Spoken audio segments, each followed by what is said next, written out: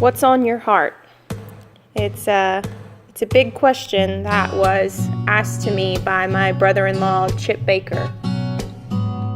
As I tried to answer that question, one of the things that came to mind was the smile of a little lady that I work with. I work in the therapy department at a nursing facility, so I am surrounded by the elderly on a day-to-day basis. And sometimes that means seeing a lot of smiles, and sometimes that means seeing a lot of tears.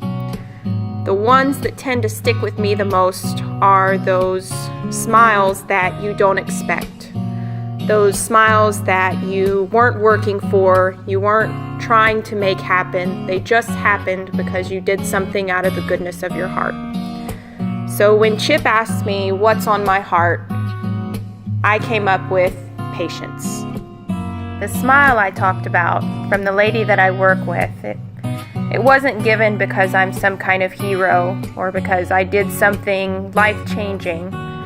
It was given simply because I gave her a cup of coffee. And when I gave her that coffee, I remembered that she wanted 2 creams and 2 sugars. Now, to most people, that doesn't mean much of anything. But to a lady who's in a new environment, who's scared, and who most of all is lonely, it meant the world. And she gave me a smile like I'd never seen before, and that smile has since stuck with me. And what that smile said to me was, thank you for having patience. I've thought a lot about patience since that day. And what I found is that patience is really the key to all of our relationships, whether they be at work, with friends, with family, and usually most importantly with our spouse. To me, patience gives us understanding. Patience gives us acceptance. Patience gives us compassion. It gives us forgiveness. And most of all, patience gives us love. So I guess the message that I'm trying to get across about what's on my heart is to have patience.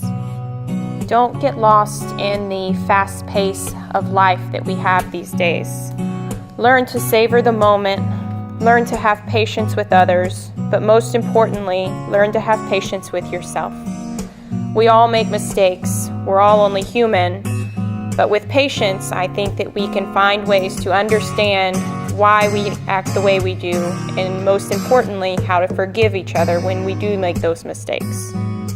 The last thing I want to say is I want to read a quote from Leo Tolstoy. He once famously said that the 2 most powerful warriors are patience and time.